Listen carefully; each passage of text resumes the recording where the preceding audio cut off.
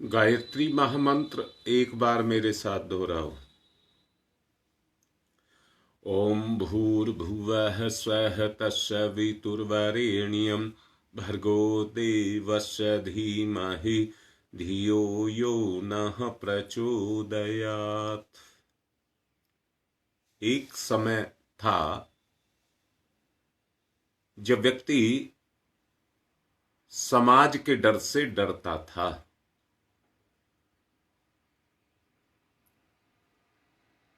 उस समय व्यक्ति अपनी जबान का इतना पक्का था कि किसी भी स्तर पर अपनी बात को कटने नहीं देता था।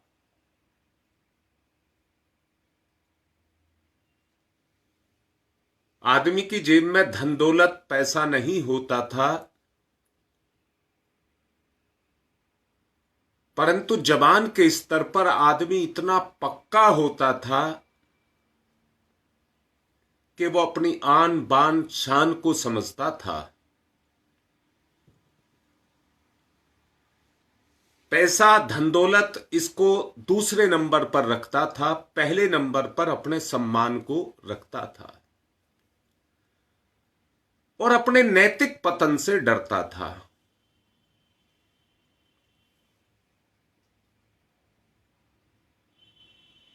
परंतु पिछले दिनों भोग विलास इंद्रियों का इतना बढ़ता हुआ चला गया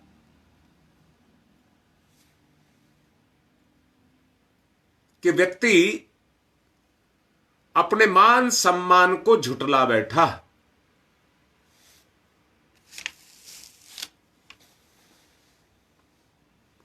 और उसका सामाजिक जो बहिष्कार वाली बात है, उसमें आदमी किसी एक जगह पर लाचार होकर के खड़ा हो गया।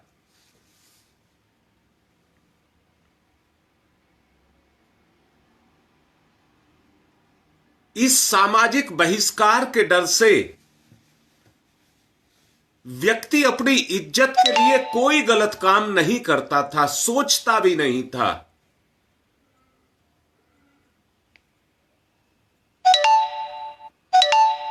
परंतु इस इंद्रिय भोग विलास ने आदमी का इतना पतन कर दिया है कि अब आदमी लाचार होकर के खड़ा हो गया है।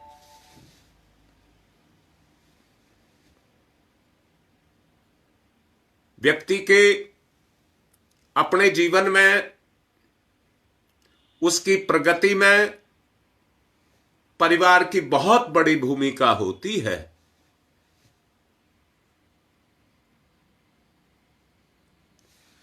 परंतु समाज की उससे भी बड़ी भूमिका होती है। राष्ट्र और विश्व की उससे भी बड़ी होती है। और सबसे बड़ी आत्मा और परमात्मा की होती है।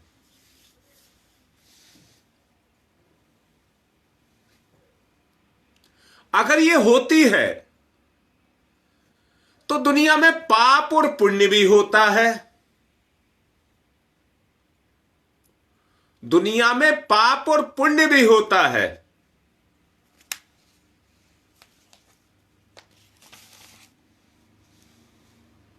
आदमी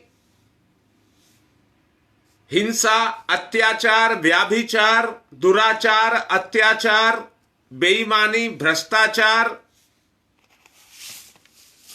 ये करे तो क्या पाप नहीं है?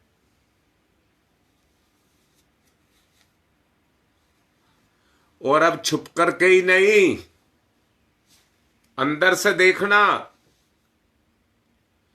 कुछ खोट तो ऐसे हैं जो छुप करके खूब हो रहे हैं।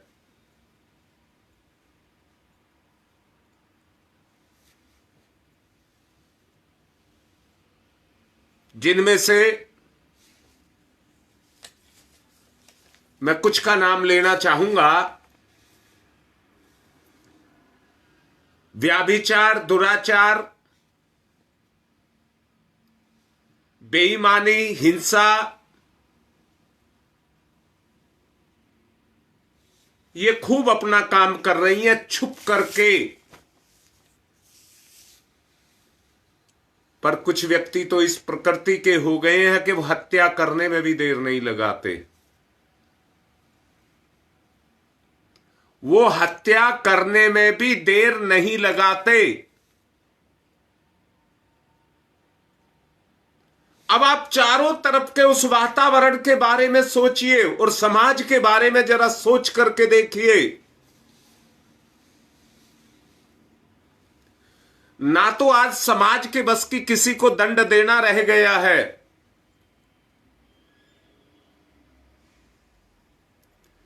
और अत्याचारियों से तो सरकार भी डरती है।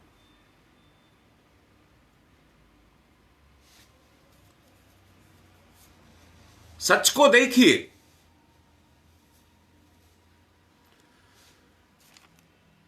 पहले आदमी का बहिष्कार होता था। बात करना, बोलना, उसका संग देना, उसका साथ देना व्यक्ति छोड़ देता था सामाजिक डर से। अगर कोई उससे संबंध रखता था तो जो संबंध रखता था उसका भी बहिष्कार हो जाता था। उस समय नास्तिक व्यक्ति को बहुत बड़ा पापी माना जाता था और उसका कारण यही था कि नास्तिकों को लोक, परलोक, स्वर्ग, नरक, पुनर्जन्म, कर्मफल, इनके प्रति अनास्था बनी रहती थी।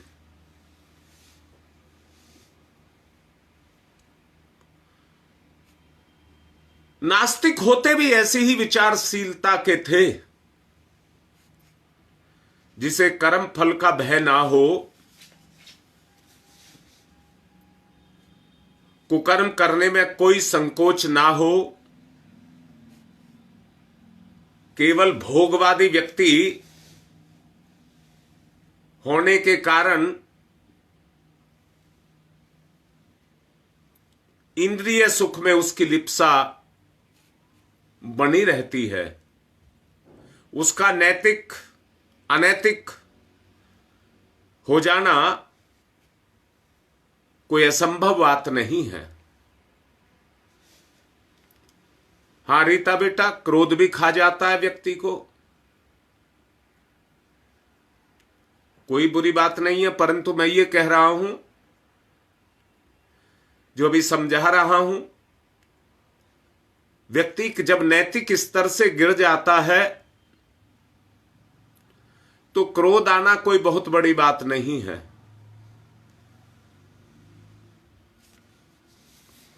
अब यहां एक बात कहना चाहूंगा,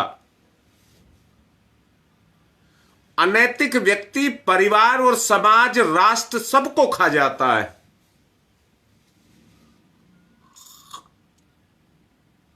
अनैतिक व्यक्ति सबको खा जाता है।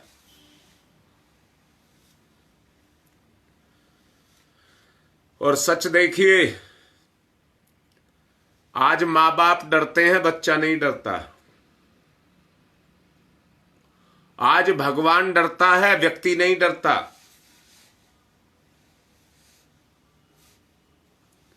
भगवान भी ये तरस खाता है कि ये गलत करेगा और मेरा विधान इसको सजा देगा।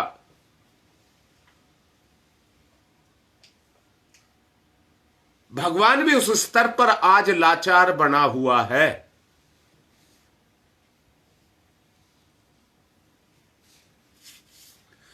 इसलिए लोग भय ना रह जाने के कारण वास्तविक आस्तिकता के विमुख होने में कोई संकोच नहीं करते। यही नहीं, आज के जमाने में तो बहुत से लोग आस्तिकता को एक ढकोसला कहने लगे हैं। एक ढकोसला कहने लगे हैं। मनुष्य की कल्पना और धर्म, नैतिक और अप्राकृतिक प्रतिबंध जब व्यक्ति पर अपनी स्वेच्छा से लगने लगे, ऐसी एक मनोवृत्ति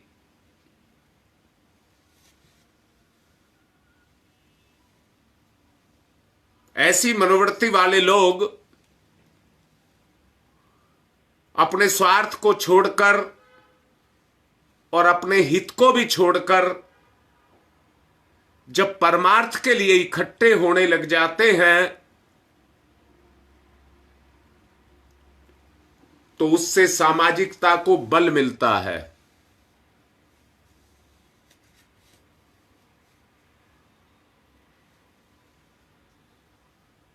वहां एकीकरण होता है। हम भी जो जोर लगा रहे हैं, एक अच्छे व्यक्तियों का संगठन बनाने के लिए जोर लगा रहे हैं। जरा कल्पना करके देखिए, अगर वो अच्छे व्यक्तियों का, अच्छी सोच वाले व्यक्तियों का संगठन अगर तैयार हो जाए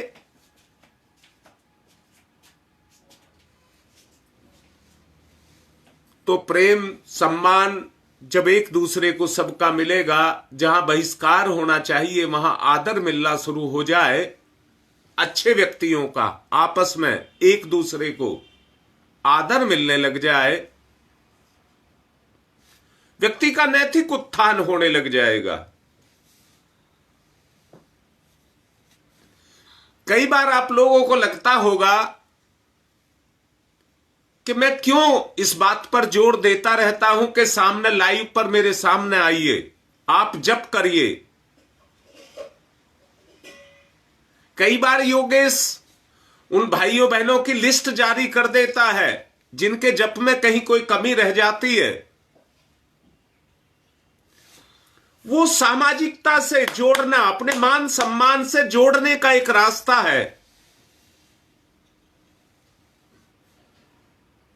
व्यक्ति ये महसूस करे कि गुरुदेव के इस परिवार में आपका एक स्थान है, आप इस परिवार के अंग हैं, गुरुदेव की कोई मर्यादा है जिसके बीच में रह करके हमें अपने जीवन को जीना होगा।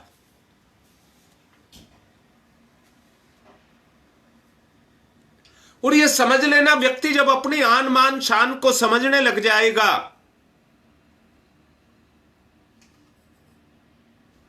फिर कोई कुछ नहीं बिगाड़ पाएगा,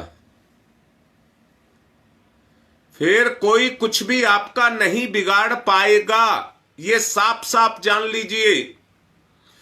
मैं फिर से कहता हूं, क्या कर्म फल की व्यवस्था ईश्वर के द्वारा नहीं बनाई हुई?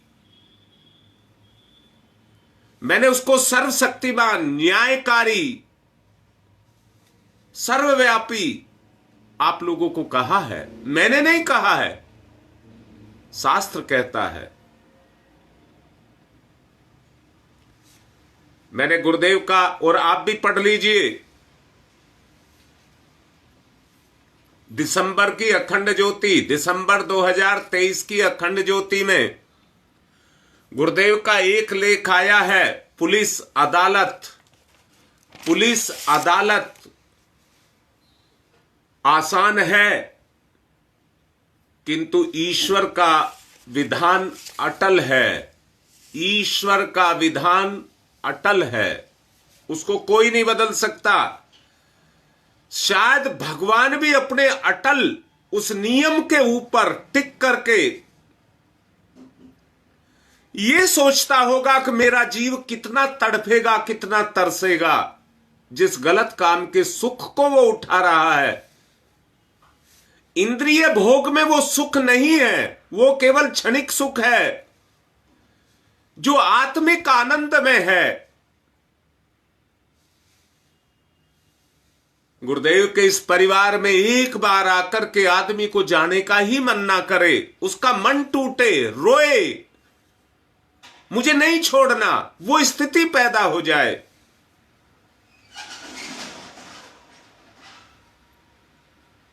परिवार तो बांधने का एक रास्ता है। जिस तरह से अनार में बहुत सारे दाने होते हैं पर एक छिलका उसको बांध करके रखता है,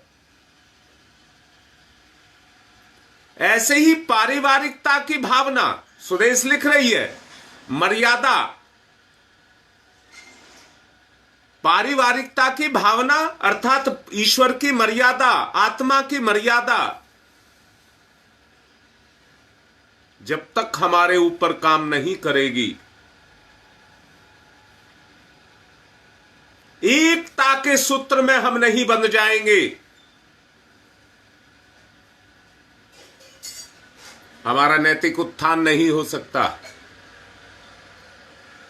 सहारे की जरूरत पड़ती है किसी भी। मैंने अभी कहा था, अगर एक बच्चे को परिवार का सहारा ना मिले, परिवार को समाज का सहारा ना मिले, समाज को राष्ट्र का सहारा ना मिले और राष्ट्र को विश्व का सहारा ना मिले, तो कैसे उत्थान होगा।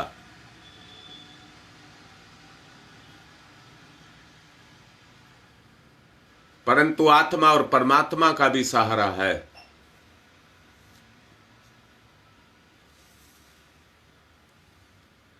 आजीवन ढकोसलों पर आकर के टिक गया है। आज व्यक्ति का जीवन, जिसको आस्तिकता कहते हैं, वो भी ढकोसला। आदमी कह रहा है ढकोसला कर रहे हैं।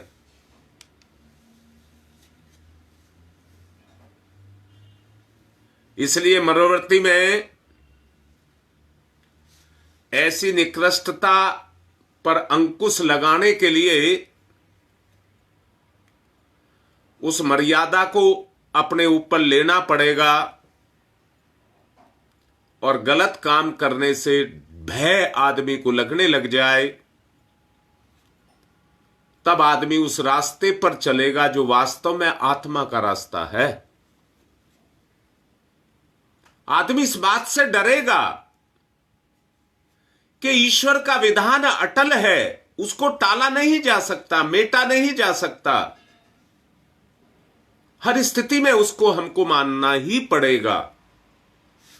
जब उस मान्यता के व्यक्ति खड़े हो जाएंगे तो उनका परस्पर जो आपस में लगाव निकल करके आएगा, वहां पर इंद्रिय भोग नहीं, आत्मिक लगाव जगेगा। अपने हितों के बारे में सोचिए। जीवन जीते हुए आपके जीवन में दुख, अशांति पैदा करने वाली परिस्थितियां पैदा ना हो। आज समाज बहिष्कार को समाप्त कर चुका है। राजदंड अनैतिकता और अपराधों को रोक सकने में पूर्णतया असफल है। सफल हो भी किस प्रकार सकता है, जब पुलिस गुप्तचर इतनी संख्या में संभव नहीं है और वो भी निष्पक्ष न्यायकारी नहीं है। वो भी स्वार्थ के आधार पर, प्रलोभनों के आधार पर, निकृष्ट विचारों के कारण वो भी किसी को न्याय नहीं दिला पाते। उनकी अपनी कमजोरी है। निष्पक्ष न्याय तभी आएगा जब उसको जिम्मेदारी समझने वाले अपनी नैतिक जिम्मेदारी को समझें। समाज में परिवर्तन आएगा। समाज में उससे एक परिवर्तन पैदा होगा। जब इतना बड़ा विशाल समूह इस सब को मानने लग जाएगा तो वो सत्य के पहरेदार हो जाएंगे। उनके स्तर पर चरित्र टिकेगा। उनसे चरित्र का मूल्यांकन किया जा सकेगा, उनसे तुलना की जा सकेगी।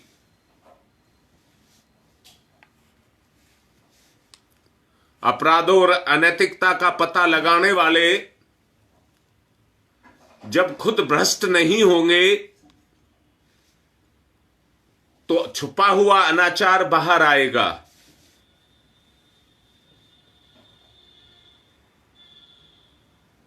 आज रोग शोक जो फूट करके निकल रहे हैं,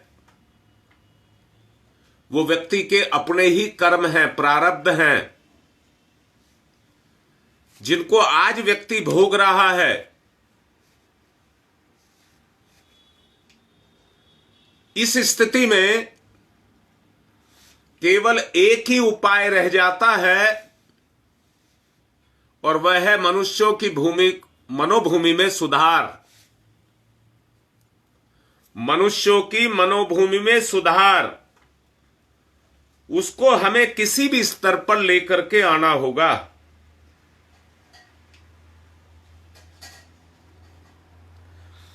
परम पूज्य गुरुदेव ने इस बात को बहुत पहले से महसूस किया कि व्यक्ति को युग परिवर्तन की उस भूमिका में कैसे लेकर के आया जाए जिसके आधार पर प्रकृति सृजन में लगे, विनाश में ना लगे। और उसका एक ही रास्ता है, मनोभूमि में सुधार,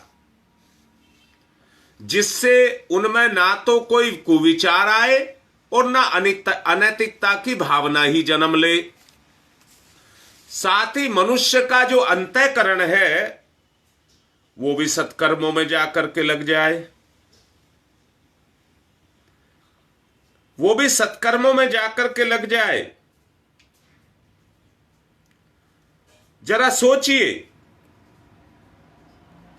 अगर ऐसा हुआ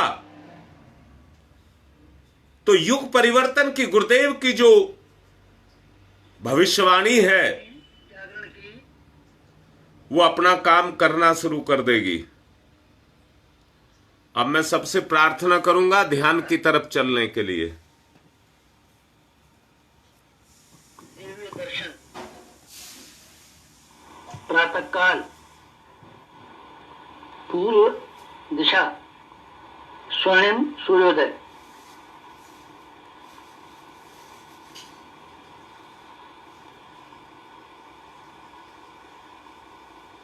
स्वर्णिम सूर्य सविता, गायत्री का प्राण सविता।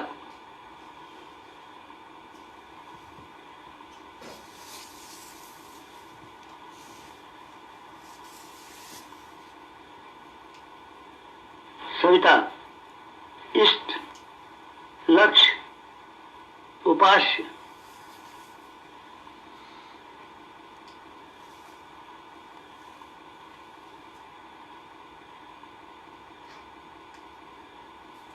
सविता प्रकाश, ज्ञान, प्रज्ञा।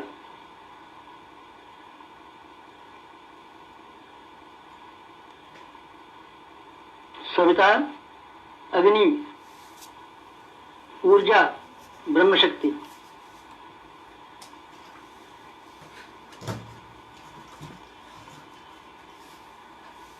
सविता ब्रह्म, सविता वर्चस्व, ब्रह्म वर्चस्व सविता।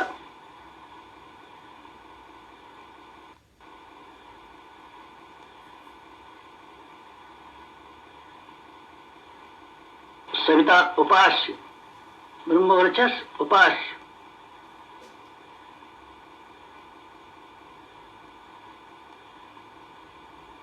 एकत्व, अद्वैत। साधक का सविता को समर्पण।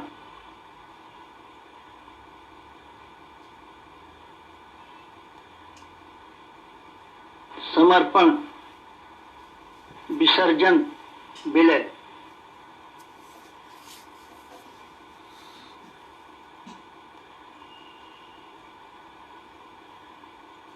साधक सविता एक, भक्त भगवान एक, एकत्व, अद्वैत।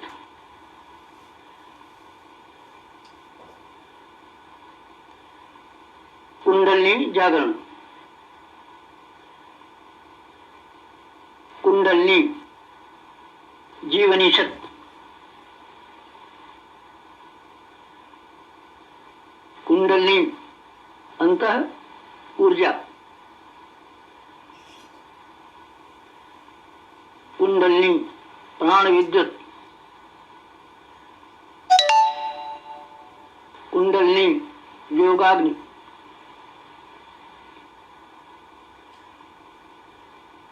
कुंडलिनी ब्रह्म ज्योति।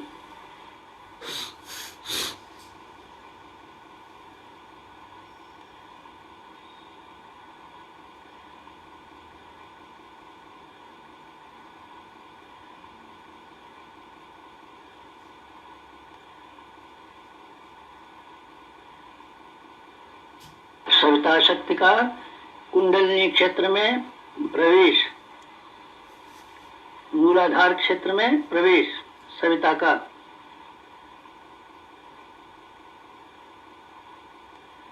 प्रथम चरण, कुंडलिनी जागरण का प्रथम चरण मंथन। मंथन सविता सहयोग से शक्ति क्षेत्र का मंथन।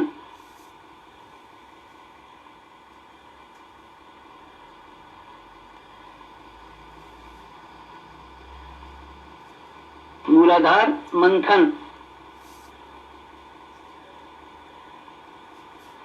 समुद्र मंथन।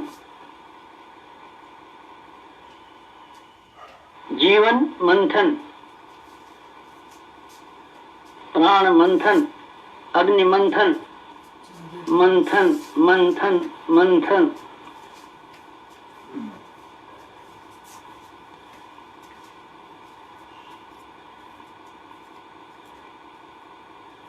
मंथन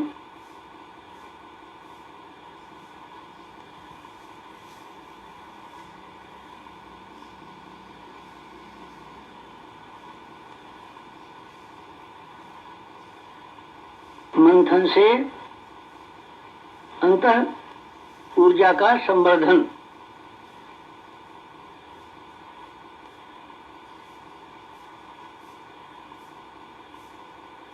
अग्निशिखा प्रज्वलन। जीवन ज्योत जागरण।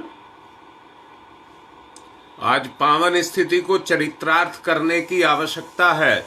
द्वितीय चरण आस्तिकता का विकास किया जाए, आस्तिकता को बढ़ाया जाए।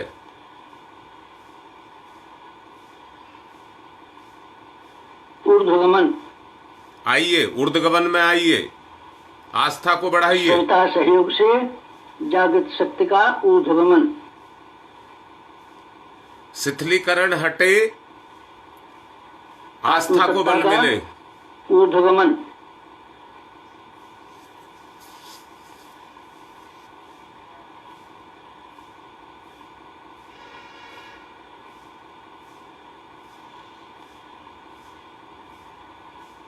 कुंडलिनी का ऊर्ध्वगमन। याद रखना, जब आस्था ऊर्ध्वमुखी हो जाएगी तो ईश्वर आपके सम्मुख होगा।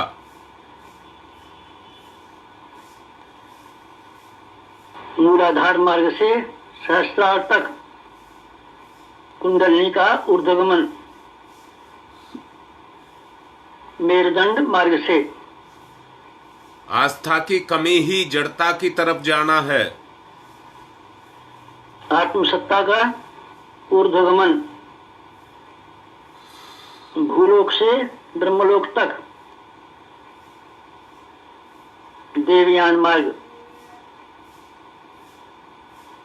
मूलाधार भूलोक, सहस्रार ब्रह्मलोक, मेरुदंड देवयान, कुंडलिनी आत्मशक्ति। जीवनी शक्ति का ऊर्ध्वगमन। जब बुरे कर्मों का परिणाम बुरा तो अच्छे का अच्छा नहीं होगा क्या? उत्थान। उत्थान करिए। उत्कर्ष। अभ्युदय। अभ्युदय।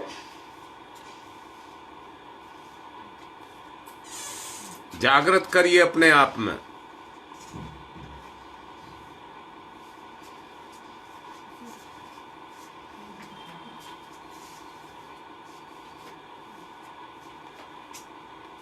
ऊर्ध्वगमन कुंडलिनी जागरण। जो जो आस्तिकता बढ़ती जाएगी वैसे ही वैसे कष्ट कलेट मिटते हुए चले जाएंगे। तृतीय चरण वेधन शोधन जागरण। यही प्रक्रिया है।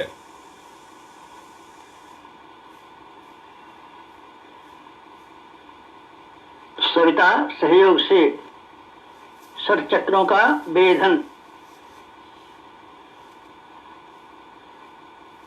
नास्तिकता सारे अनैतिक कर्मों की जड़ है। मेरुदंड मार्ग के षट चक्रों का वेधन।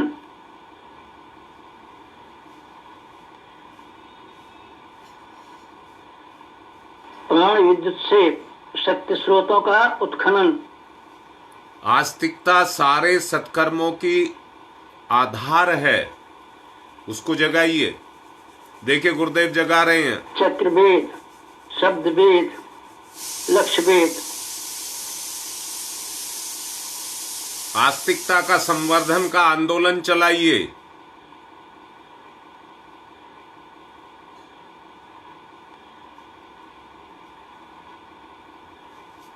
वेधन शोधन जागरण षट चक्रों का जागरण। घर घर जप हो, घर घर लाइव सुने जाएं, घर घर यज्ञ हो। मूलाधार चक्र जागरण।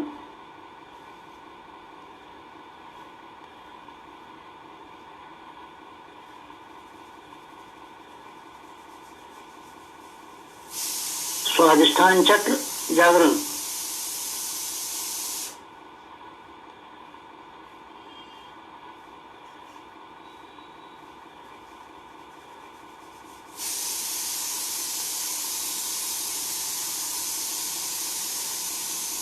मणिपुर चक्र जागरण।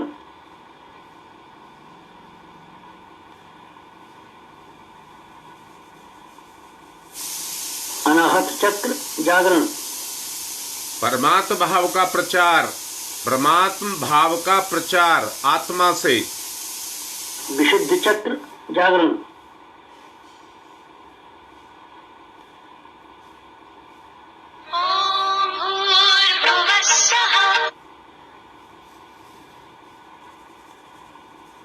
आज्ञा चक्र जागरण।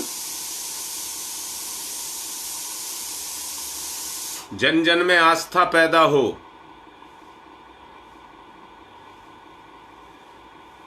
षट चक्र जागरण।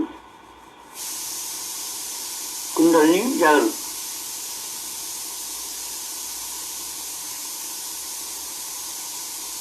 चतुर्थ चरण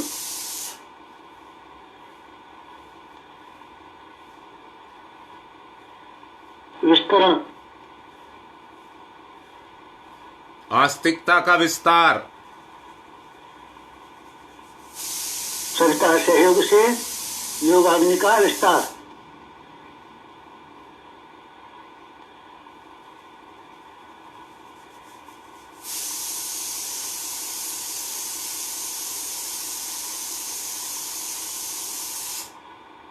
मूलाधार का आत्मसत्ता में विस्तार।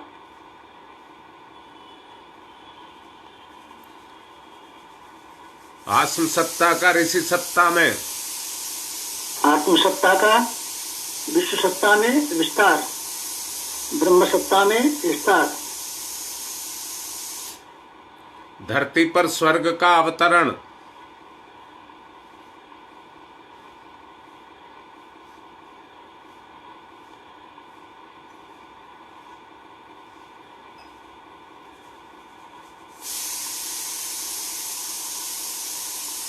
चिंगारी का दावानल में विस्तार।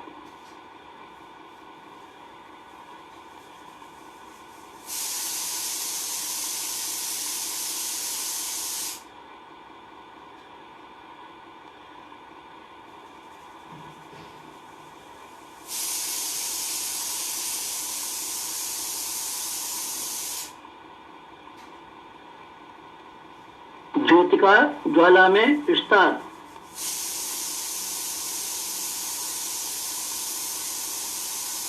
मूलाधार का आत्मसत्ता में। अनास्था को आस्तिकता ही खाएगी, आत्मसत्ता जलाएगी। का विश्व सत्ता में, ब्रह्म सत्ता में।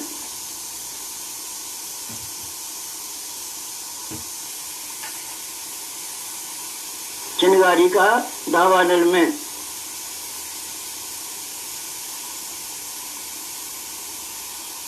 ज्योति का ज्वाला में विस्तार, विस्तरण, जागरण, कुंडलिनी जागरण। इसी से जगेगी। आस्था को बढ़ाइए।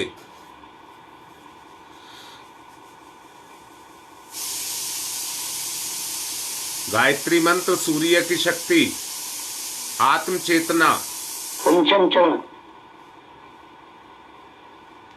पंचम चरण कुंडलिनी का परिवर्तन।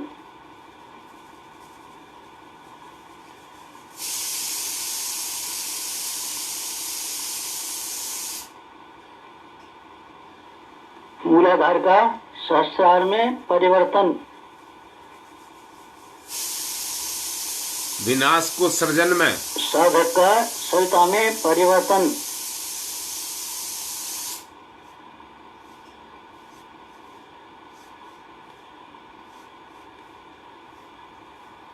आत्म ज्योति का ब्रह्म ज्योति में परिवर्तन। यही है समाज में सब जगह शांति हो।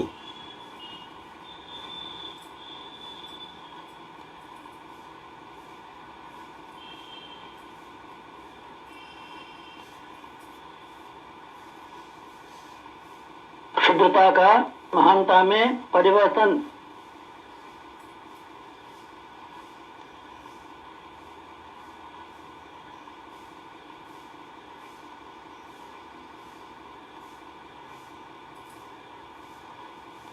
कामना का भावना में परिवर्तन।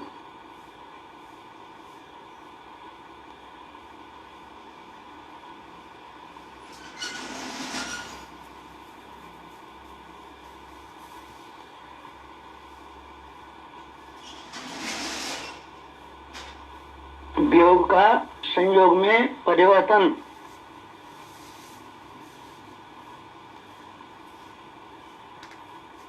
नर का नारायण में परिवर्तन।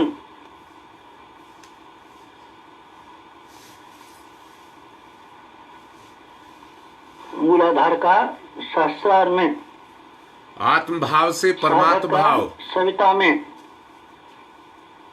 क्षुद्रता का महानता में। कामना का भावना में परिवर्तन। वियोग का संयोग में परिवर्तन। नर का नारायण में परिवर्तन।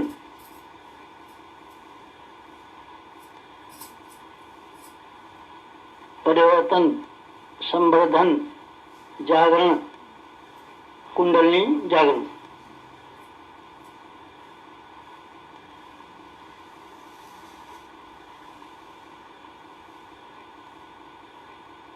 मुक्त बंधन, ईश्वर दर्शन।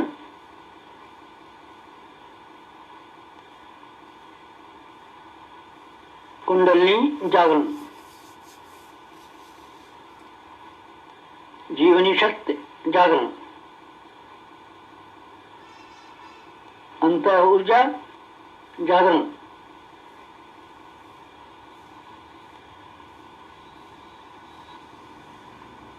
प्राण विद्युत जागरण। जागृत करिए।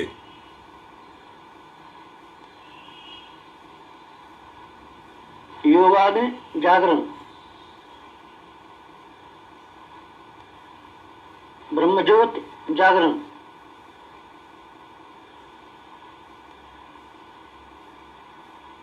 कुंडलिनी जागरण। महान जागरण, आत्म जागरण।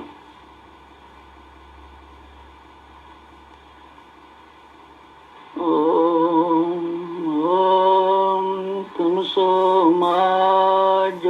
ज्योतिर्गमय तमसो मा ज्योतिर्गमय अनास्था ही तम है। तमसो मा ज्योतिर्गमय असतो मा सद्गमय साथ साथ चलना होगा। असतो मा सद्गमय असतो मा सद्गमय ओम मृत्योर्मा मृतंगमय मृत्योर्मा मृतंगमय मृत्योर्मा मृतंगमय तमसो मा तमसो मा तमसो मा ज्योतिर्गमय ज्योतिर्गमय ज्योतिर्गमय तमसो मा ज्योतिर्गमय। पंचोंकार पंच कुंडली जागरण के 5 चरण पंचोंकार।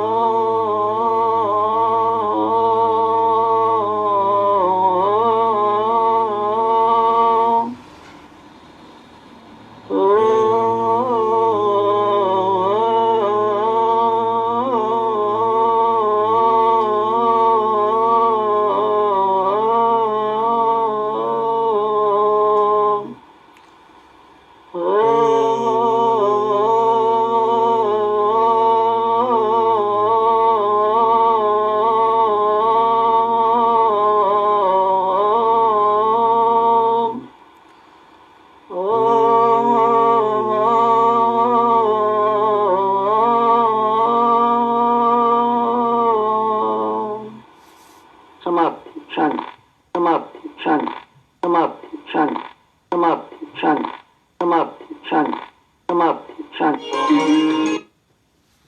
दोनों हाथ रगड़िए, मुखमंडल पर फिराइए।